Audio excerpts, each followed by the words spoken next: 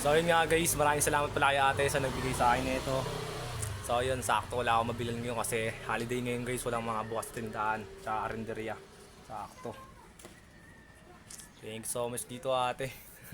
So all guys oh. So yun, sakto guys, wala akong makainan ngayon kasi sarado lahat yung karinderya kasi holiday ngayon.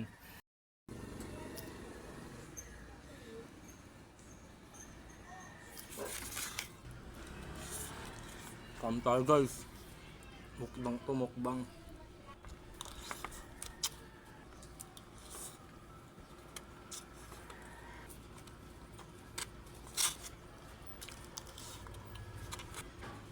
Kaya nga kasi nagkakat pa ng karinderya. Sakto, dumayo sa atin. Tanong ko, nabanggit ko sa kanya wala akong makain ngayon. Napadaan ako sa bahay nila, nako, naglabas ng pagkain. Ayaw ko tanggapin kasi ako yung magpaawat, nahiya ako eh.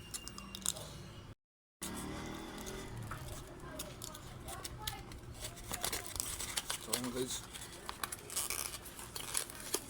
gusto na guys. Thank you so much po sa pagkain. So yun guys, hanggang dito na lang muna. Maraming salamat ulit kay ate guys. Yan, solve na solve tayo guys. Peace ba?